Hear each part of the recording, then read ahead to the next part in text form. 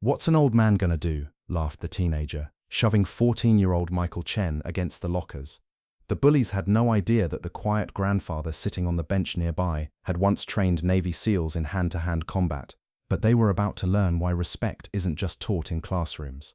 From which city in the world are you watching this story today? If stories like this move you, consider subscribing to Unseen Legends for more tales of hidden protectors walking among us. The autumn sun filtered through the tall windows of Roosevelt High School as students hurried between classes, their voices echoing off polished floors and institutional green walls. In the midst of this controlled chaos, 67-year-old Frank Morrison sat quietly on a wooden bench near the main hallway, reading a paperback novel while waiting for his grandson to finish debate club practice.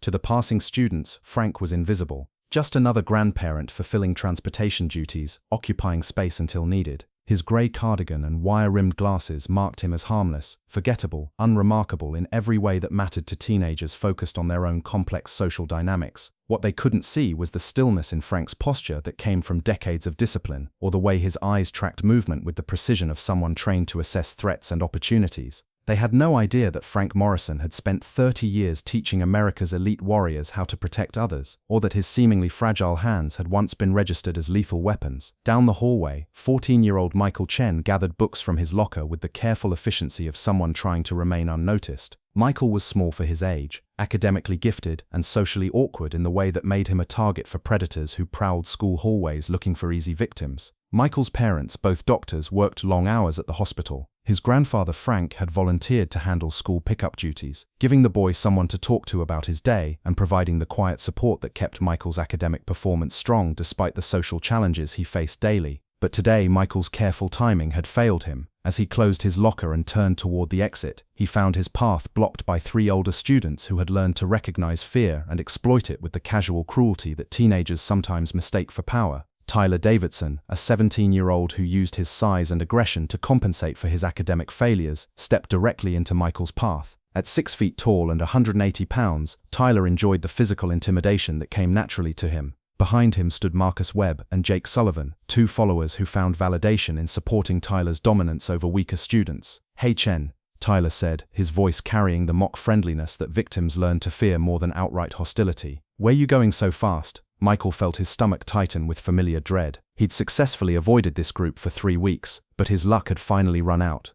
"Just heading home," he replied quietly, hoping submission might minimize whatever was coming. "Home to mommy and daddy," Marcus chimed in, enjoying his role as supporting actor in Tyler's performance. "Gonna tell them how hard school is." Michael tried to step around them, but Tyler moved to block his path again. The hallway was emptying as other students hurried to leave or disappeared into classrooms, leaving Michael increasingly isolated with his tormentors. "Actually, I heard something interesting about you, Chen," Tyler continued, his voice dropping to the conversational tone that made his threats feel more personal and dangerous. "I heard you got into Harvard early admission. Is that true?" Michael's acceptance letter to Harvard had been the pride of his family, but at Roosevelt High, academic achievement often painted targets on students' backs. He remained silent, knowing that any response would be used against him. "See, that's what I thought," Tyler said, stepping closer. "Smart kid like you, probably thinks he's better than everyone else. Probably looks down on regular students like us." Jake Sullivan decided to escalate the situation. "Yeah, and I bet his rich doctor parents think their son is too good to talk to normal people." The accusations were completely unfair. Michael had never displayed arrogance or condescension toward his classmates.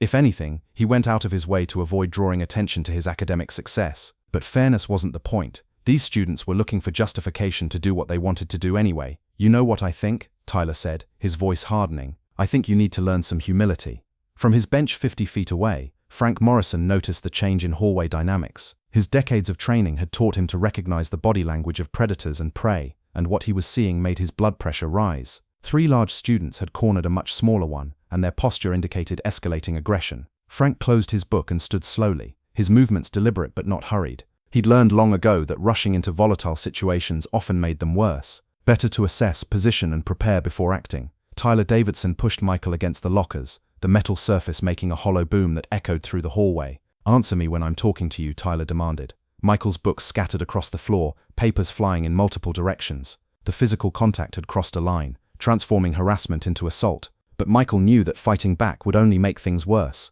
Tyler outweighed him by 60 pounds and had 2 friends ready to join the violence. "Please," Michael said quietly, "I don't want any trouble." "Too late for that," Marcus said, enjoying the power dynamic. You've been looking down on us for months. Time to learn your place.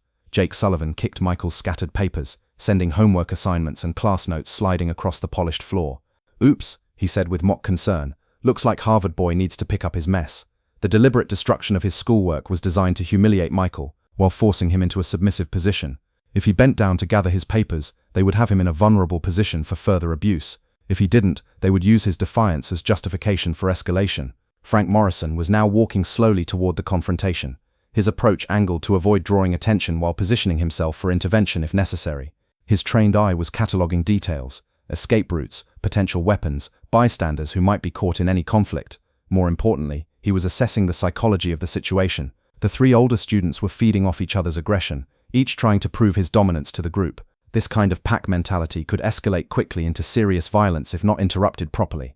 Tyler shoved Michael again, harder this time, sending the smaller student stumbling backward until he hit the lockers with enough force to dent the metal. "Pick up your papers," Tyler ordered, "and while you're down there, apologize for thinking you're better than us." Michael's eyes darted around the hallway, looking for help that wasn't coming. The few remaining students were keeping their distance, unwilling to become targets themselves. Teachers were in their classrooms, or had already left for the day. He was alone with three students who had decided to use him as entertainment. That's when Tyler made the mistake that would change everything. "What's an old man gonna do?" Tyler laughed, noticing Frank's approach. "Hey Grandpa, this doesn't concern you. Keep walking." Frank stopped about 10 feet away, his posture relaxed but alert.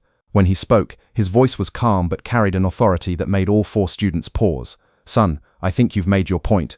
Why don't you boys move along and let this young man gather his things?" Tyler looked at Frank with the contempt that bullies reserve for anyone who challenges their behavior. Here was an elderly man in a cardigan, probably some kid's grandfather, thinking he could interfere with their fun. "Listen, old man," Tyler said, puffing up his chest in a display of dominance. "This is between us and Harvard boy here. Walk away before you get hurt." Marcus Webb stepped forward, emboldened by Tyler's confrontation with the adult. "Yeah, this is none of your business. We're just having a conversation." Frank's grey eyes moved between the three students, and something in his expression made Michael pause in gathering his scattered papers. There was a stillness about his grandfather that he'd never seen before, a quality of dangerous calm that seemed completely at odds with the gentle man who helped him with homework and drove him to academic competitions. "Young man," Frank said to Tyler, his voice remaining level, "I'm going to give you one opportunity to walk away from this situation. I suggest you take it." Tyler laughed, a sound that carried more aggression than humor. "Or what? You're going to teach us a lesson? Look at yourself, old man. You're what, 70? I could put you in the hospital without breaking a sweat." Jake Sullivan decided to escalate further. "Maybe we should teach Grandpa here not to stick his nose where it doesn't belong." Frank sighed quietly, recognizing the point where words would no longer be sufficient. These young men had committed to a course of action that was going to require physical intervention to stop, but decades of experience had taught him that violence should always be the last resort, measured and proportional. "Michael," Frank said calmly, "step aside, please." Michael looked up from the floor where he'd been gathering his papers, confused by the command, but something in his grandfather's tone made him scramble quickly to his feet and move behind Frank's position. Tyler Davidson made his final mistake. Interpreting Frank's protective positioning as a challenge to his dominance, he decided to demonstrate his power by physically removing this obstacle to his entertainment. "Big mistake, old man," Tyler snarled, stepping forward with his fists clenched. What happened next would be talked about at Roosevelt High School for years to come. Tyler threw a wild right-handed punch aimed at Frank's head, putting his full weight behind a blow designed to end the confrontation quickly. But Frank Morrison wasn't where Tyler expected him to be. Moving with fluid precision that seemed to defy his age, Frank sidestepped the punch while simultaneously redirecting Tyler's momentum.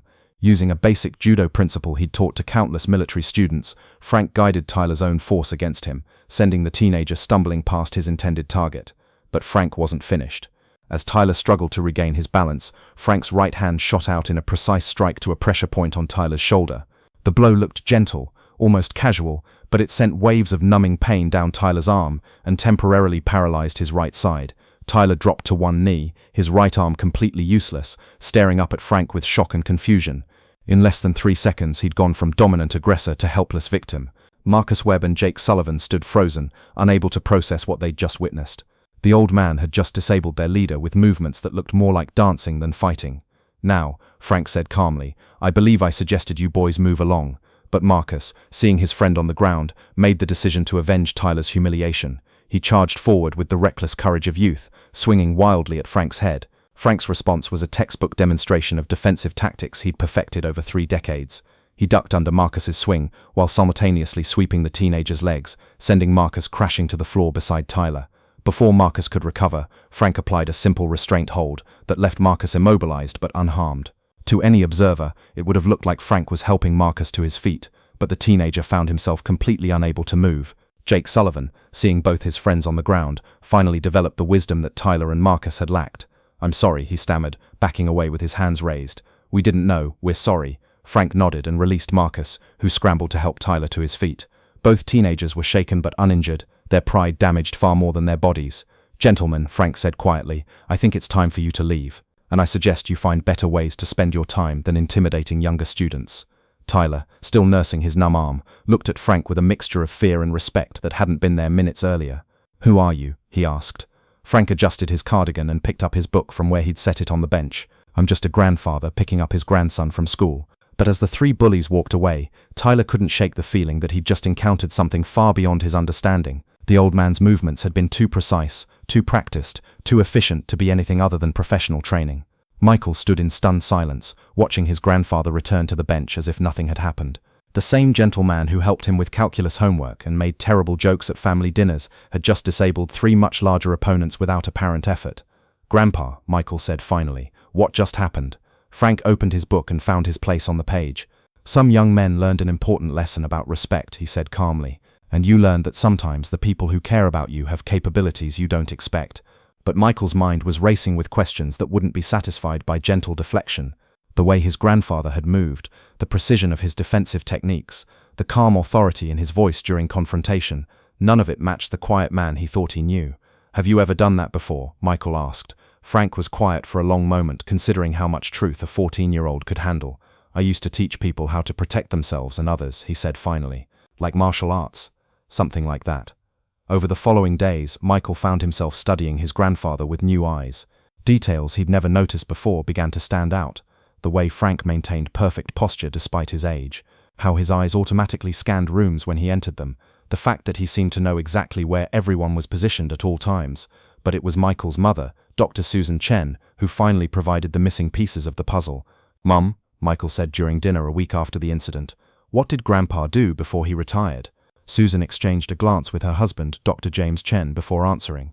"Your grandfather was in the military for a long time, sweetheart. He trained soldiers." "What kind of training?" Another pause. "Specialized training. He taught hand-to-hand combat and defensive tactics to elite military units." Michael felt pieces clicking into place.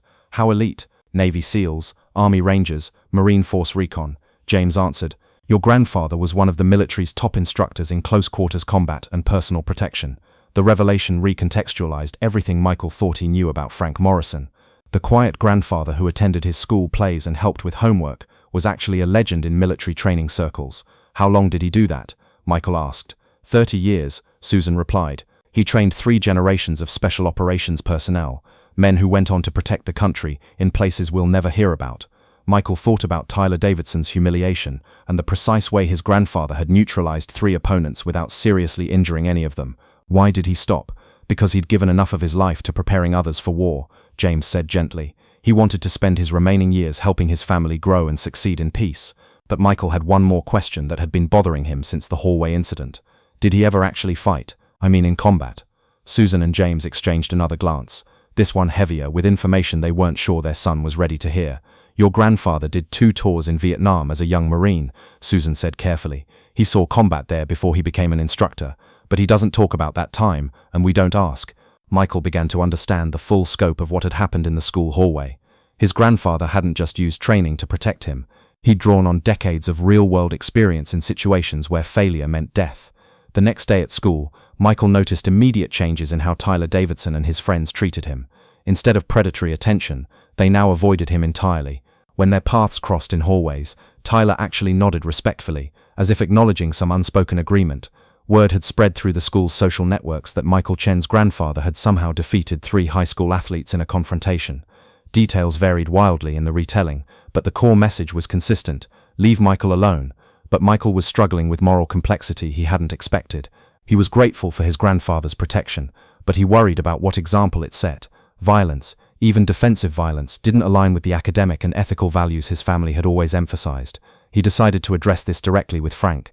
"Grandpa," Michael said as they drove home from school the following week. "I've been thinking about what happened with those guys." "What about it?" Frank asked, navigating afternoon traffic with the same calm precision he brought to everything else. "Was that the right way to handle it? I mean, you hurt them." Frank considered the question seriously before answering. "Michael, do you think those young men were going to stop harassing you if I'd asked them politely?" Michael thought about Tyler's escalating aggression and the way the situation had been developing. "Probably not. Do you think they would have stopped if a teacher had talked to them?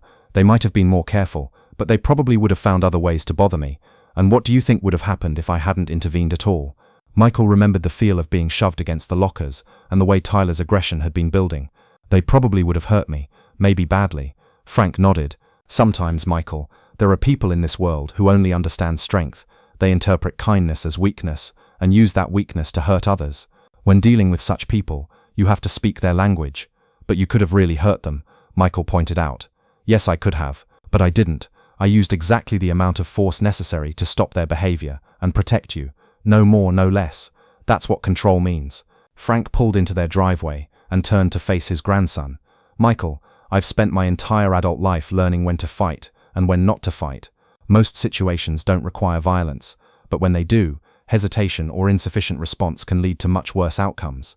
Michael was beginning to understand the ethical framework his grandfather operated within. "So violence is sometimes necessary." "Violence is sometimes the only thing that stops greater violence," Frank corrected. "But it should always be the last resort, and it should always be proportional to the threat." Over the following months, Michael noticed that his grandfather's reputation had spread beyond just the students who'd witnessed the hallway incident. Teachers spoke to Frank with a level of respect that seemed disproportionate to his role as a grandparent volunteer. The school's security staff treated him like a colleague rather than a civilian. It turned out that Principal Martinez had recognized Frank's name from his military service record and had quietly spread word among the faculty that they had a very special volunteer in their midst. "Mr. Morrison," Principal Martinez said during a parent-teacher conference, "I want you to know how grateful we are for your presence here. Having someone with your background available provides a sense of security for our entire community." Frank looked uncomfortable with the attention. "I'm just here to support my grandson's education." "Nevertheless," Martinez continued, "knowing that we have someone on campus who can handle crisis situations gives parents and teachers peace of mind." After the conference, Michael asked what the principal had meant by crisis situations. Frank sighed.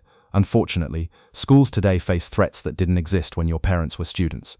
Active shooter situations, violent intruders, emergency evacuations. Having trained personnel available can make the difference between tragedy and successful protection." Michael felt a chill as he realized his grandfather wasn't just a volunteer driver and homework helper. He was an unofficial guardian whose presence made Roosevelt High School safer for everyone. "Do you think about that stuff when you're here?"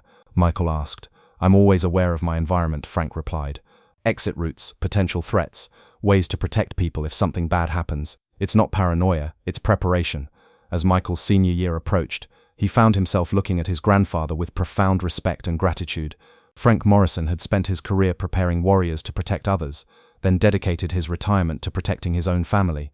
But Michael also began to understand the burden his grandfather carried. Frank had lived through combat in Vietnam, trained soldiers for wars in Iraq and Afghanistan, and now spent his golden years quietly standing guard over a high school hallway. "Don't you ever get tired of always being ready to protect people?" Michael asked during one of their drives home. Frank was quiet for several miles before answering. "Michael, some people are born to build things. Others are born to heal people, or teach them, or create beautiful art. I was born to protect people. It's not something I can turn off or retire from. It's who I am. But don't you want to just relax and enjoy retirement?" Frank smiled.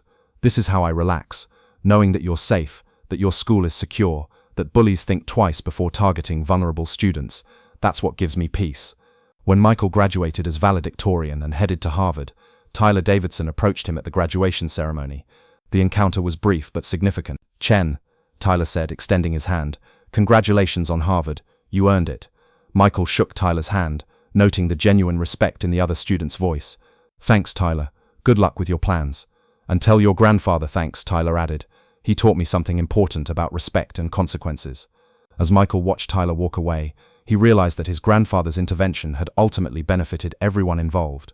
Tyler had learned that actions have consequences.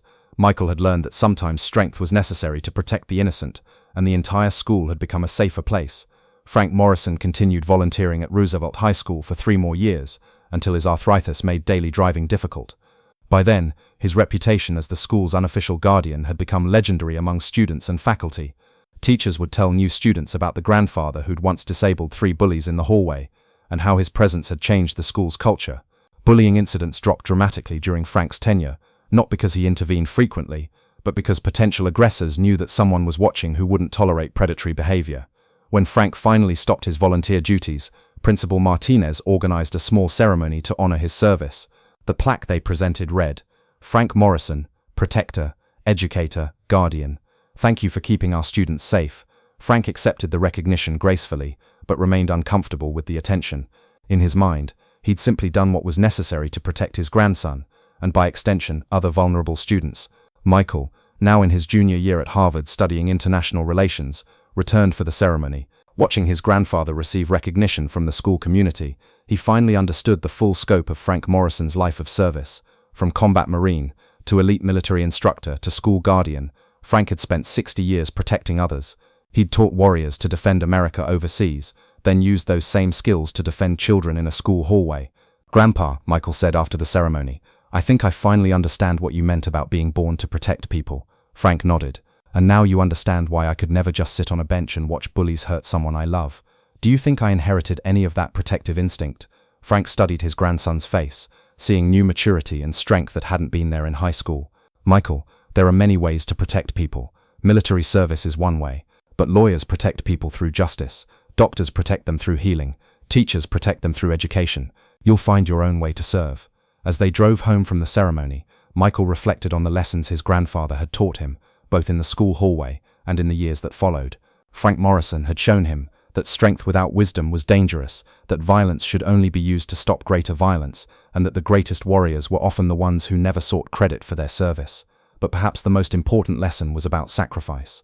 Frank had given his youth to combat, his middle years to training warriors, and his retirement to protecting children. At every stage of his life, he'd put the safety of others before his own comfort. Michael understood now why Tyler Davidson had changed after their encounter. It wasn't just fear of physical consequences. Tyler had met someone whose entire life was dedicated to protecting the innocent, and that example had challenged him to become better. Years later, when Michael Chen became a federal prosecutor specializing in cases involving threats to children, he would think often of his grandfather's example. Frank Morrison had taught him that protection came in many forms, but the principle remained constant. Those with the ability to defend others had a responsibility to do so. Sometimes the most extraordinary people are sitting quietly on school benches, reading paperback novels while watching over their grandchildren. They're the ones who never mention their past, never seek recognition, never claim the respect they've earned through decades of service. Frank Morrison had saved lives in Vietnam, trained America's elite warriors, and made a high school safer for vulnerable students. His greatest victory wasn't defeating 3 teenage bullies in a hallway. It was teaching his grandson that strength should always serve justice, and that the most important battles are often fought to protect those who cannot protect themselves. Have you ever discovered that someone ordinary was actually extraordinary? Tell us about it in the comments below. And if this story reminds you to respect the quiet heroes around you, subscribe to Unseen Legends for more tales of hidden protectors. Because sometimes the person reading on the bench has spent a lifetime learning how to keep people safe. And when trouble comes looking for someone they love, bullies learn very quickly why respect isn't just taught in classrooms. This story is a work of fiction created to honor the spirit of service and the quiet veterans who continue protecting others long after their official duties end. Any resemblance to actual persons or events is purely coincidental.